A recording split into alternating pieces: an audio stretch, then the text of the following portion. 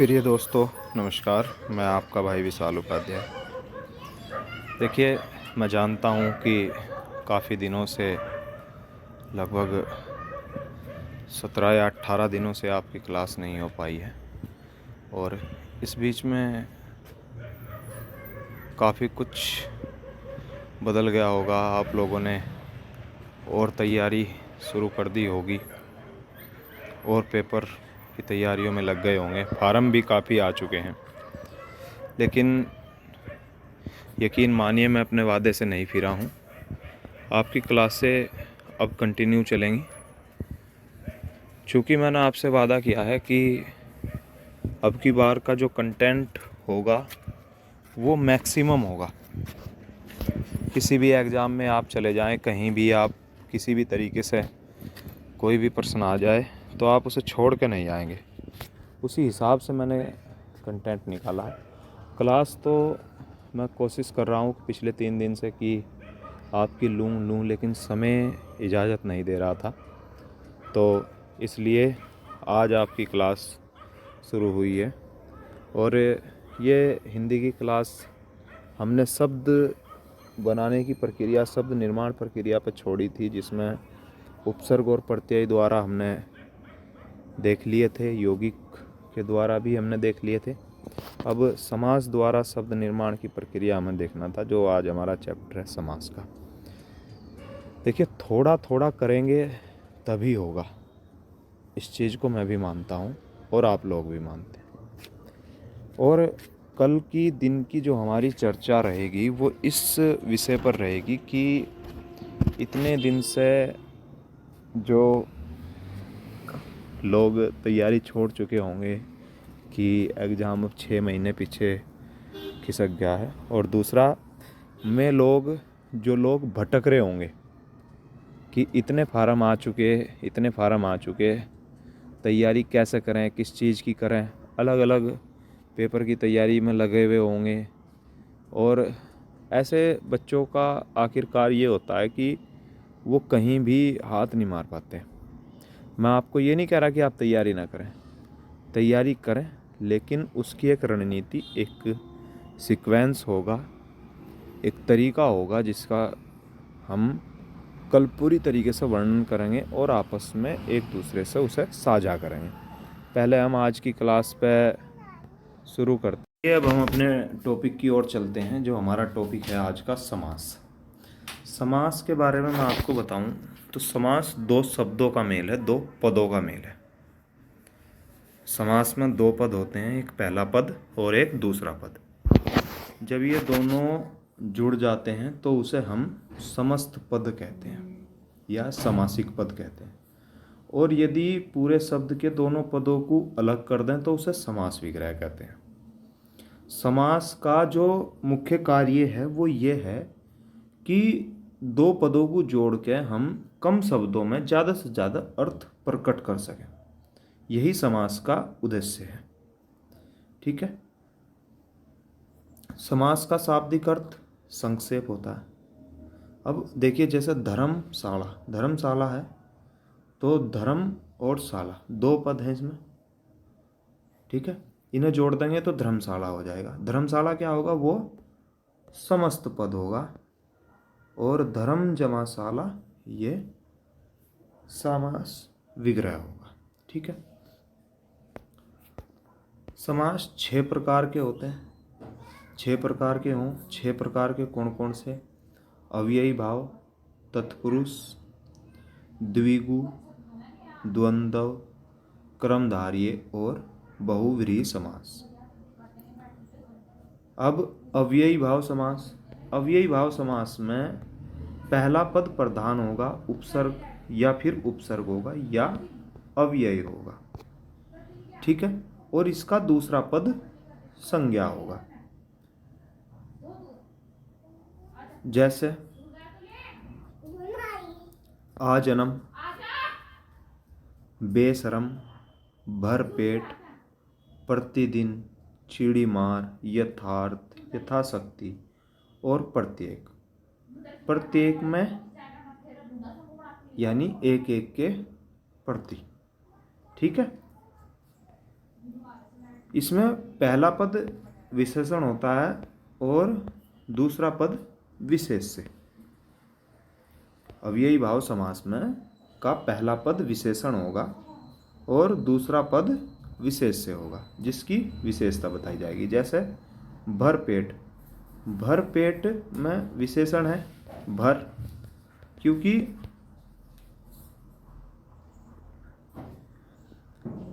पेट भरा हुआ है, भर के किसी चीज़ को हमने खाई, भर पेट, तो भर शब्द से हमें इसकी विशेषता पता चल रही। दूसरा पेट विशेष से है, पेट की विशेषता बताई जा रही कि वो खाली पेट है या भरे हुए पेट है। ठीक है। जैसे बेशरम, बेशरम है या शर्मदार है, तो बे शब्द से हमें पता चल रहा है ये विशेषण है और शर्म विशेष से। ठीक है। अब देखिए, इसमें उपसर्ग भी जुड़ा हो सकता है, इसमें विशेषण भी जुड़ा हो सकता है। इसका पहला पद प्रधान होगा। ठीक है।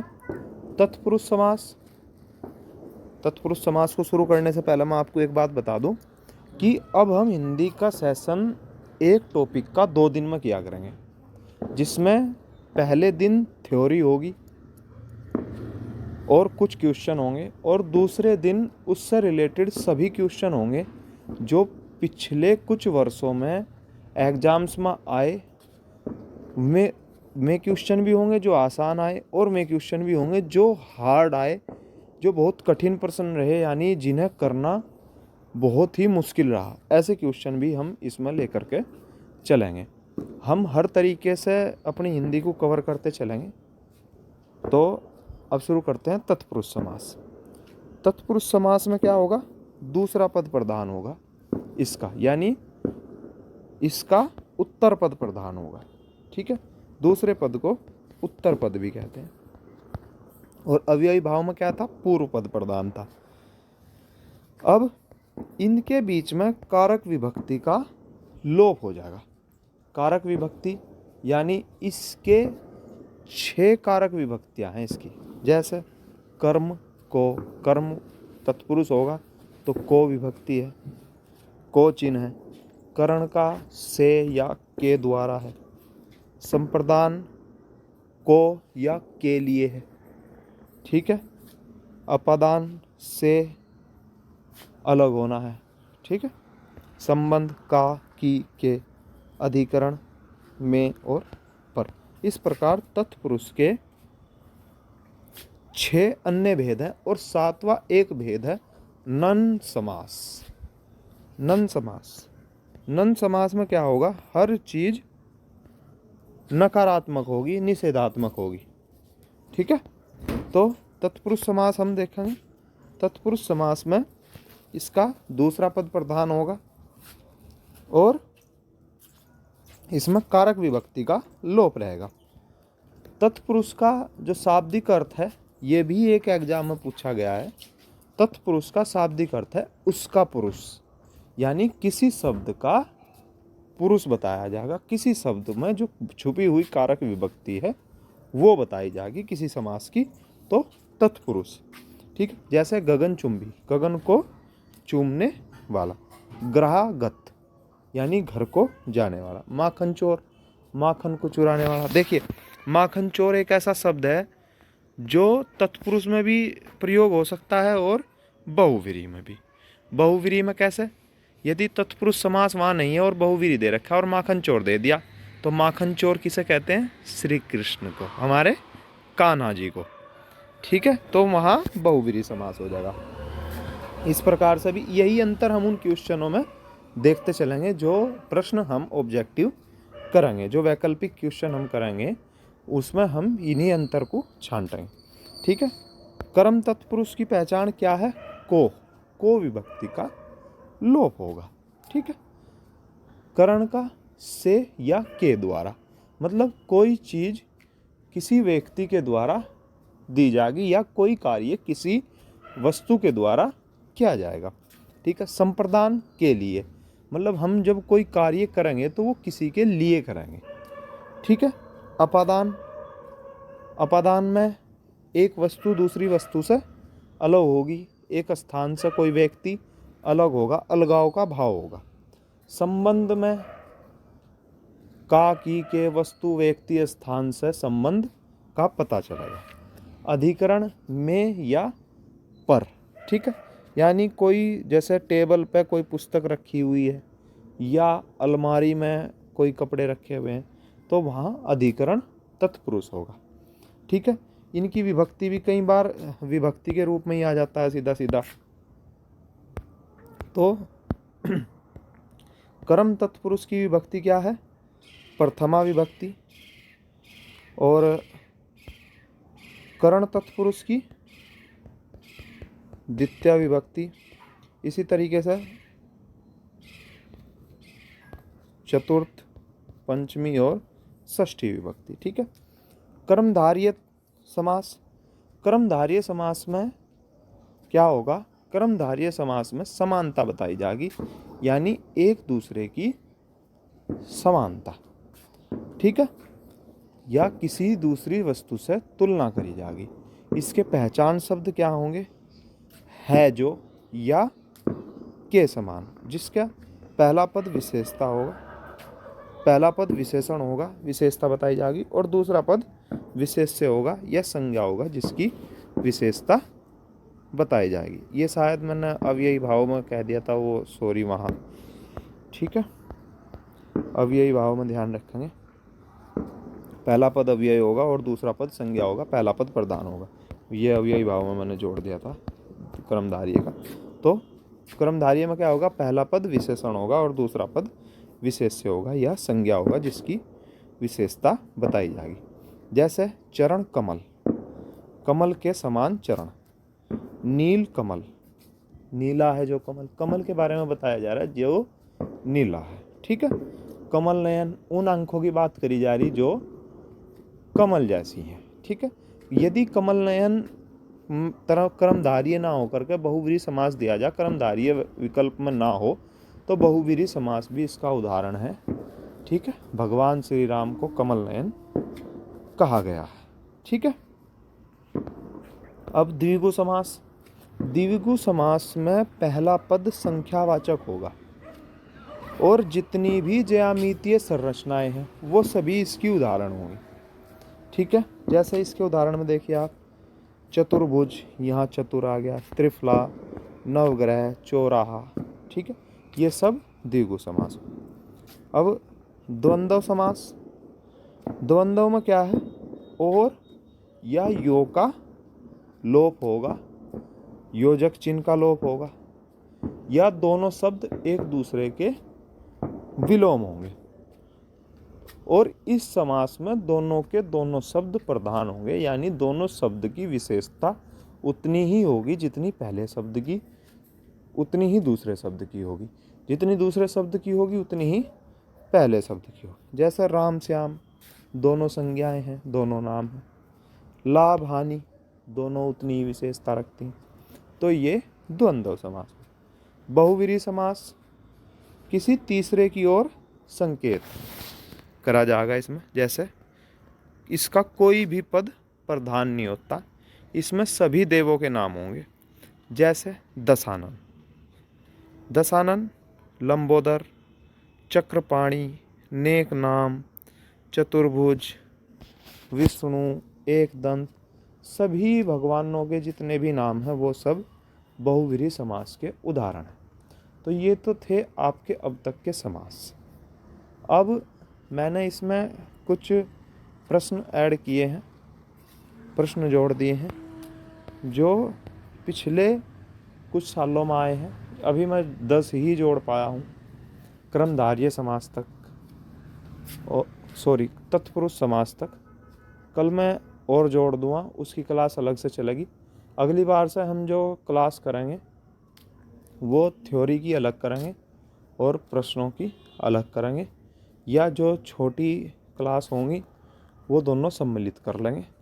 इस प्रकार से हम करेंगे, कुछ नया चेंजेस लाने की कोशिश करेंगे ताकि कम समय में ज़्यादा से ज़्यादा हम कवर कर सकें और अच्छी तरीके से कवर कर सकें, ठीक है। तो हम इन क्वेश्चनों को देख लेंगे। अब देखिए पहला प्रश्न, यथोचित ठीक है। यथोचित में कौन सा समास है? अब यथोचित में अव्ययी भाव समास है। यथा जमा उचित, ठीक है, यानी जो उचित हो। तो यथा से पता चल रहा है, यानी इसमें पहला पद प्रधान है, ठीक है। कौन सा पद अव्ययी भाव समास का उदाहरण नहीं है? देखिए,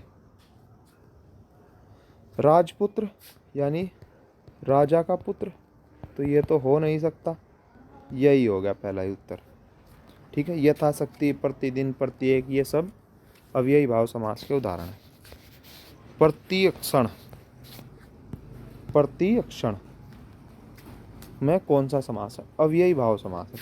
देखिए इसमें क्या कह रहा है, ये प्रतिक्षण यानी हर अक्षण की बात कर रहा है।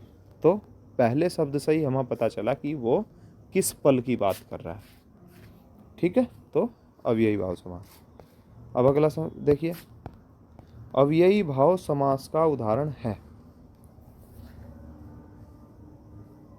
अन्न जल, ये तो एक दूसरे के विलोम भी है और इसमें योजक चिन्ह भी आ रहा है, तो ये तो द्वंद्व समास का उदाहरण हो गया। धर्म अधर्म, ये भी द्वंद्व समास का उदाहरण हो गया। क्यों? क्योंकि पहले में धर्म आ रहा है और फिर अधर्म आ रहा है। अब पल पल, अब देखिए पल पल में योजक चिन्ह तो आ रहा है, लेकिन इसमें क्या हो रहा है कि पहला पद दूसरे पद पर भारी पड़ रहा है। क्यों? पल पल को यदि मैं इसका अर्थ देखूं तो हर पल की बात कर रहा है। पल पल मतलब हर पल, और अभी इस तो ऊपर ही हमने इसका तत्सम रूप देखा प्रतिक्षण, ठीक है। तो इसलिए पल पल में अव्ययी भाव समास होगा। ये इसीलिए डाला ताकि आप इस चीज़ को समझ सकें। अब देखिए, धीरे धीरे, धीरे धीरे में कौन सा समास है? धीरे धीरे में भी द्वंद्व समास है, क्योंकि वहाँ वो अव्ययी भाव समास है। धीरे धीरे में भी अव्ययी भाव समास है, क्योंकि द्वंद्व समास की एक शर्त और है कि एक दूसरे के विलोम भी हो सकते हैं, ठीक है। तो धीरे धीरे इसका मतलब धीमे धीमे की बात कर रहा है, ठीक है। अव्ययी भाव समास है। कौन से समास का प्रकार सही नहीं है? अब देखिए, पंचवटी, पहला पद संख्यावाचक है तो ये भी सही है। विद्या भंडार, विद्या का भंडार, तत्पुरुष समास, ये भी सही है। पर्णकुटी, पर्ण मतलब पत्ते, कुटी मतलब कुटिया, तो पत्तों की कुटिया, द्विगु समास। यहाँ संख्यावाचक का प्रयोग नहीं हो रहा, इसका मतलब इसका उत्तर यही है। दौड़ धूप, दौड़ धूप में कौन सा समास है? अब देखिए, दौड़ धूप, दौड़ धूप को मैं वैसे तो पहचान नहीं सकता, लेकिन मैं इसे इसका समास विग्रह, जहाँ हम कभी कंफ्यूज हो जाए, फंस जाएं, वहाँ हम समास विग्रह या उसका अर्थ निकालने की कोशिश करें। जैसे दौड़ धूप, तो दौड़ या धूप, यही शब्द बनेंगे, तो या शब्द आ गया, इसका मतलब इसमें द्वंद्व समास हो गया, ठीक है। अकृतम में कौन सा समास है? देखिए, अकृतम, अकृतम मतलब जो करा नहीं जा सकता, तो अ शब्द आ गया, निषेध, निषेध हो गया। नकारात्मक ऊर्जा आई, अब जहाँ नकारात्मक होगी वो मैंने आपको बताया था, वहाँ क्या हो गया? नन तत्पुरुष समास।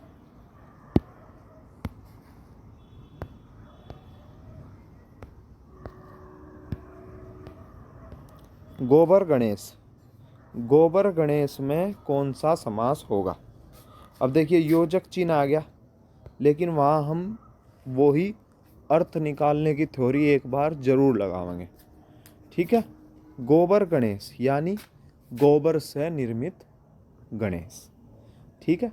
अगर यहाँ मिट्टी के गणेश होते, यहाँ लकड़ी के गणेश होते, काष्ठ गणेश, ठीक है, तो तब भी उससे निर्माण की तो बात कर रहा है।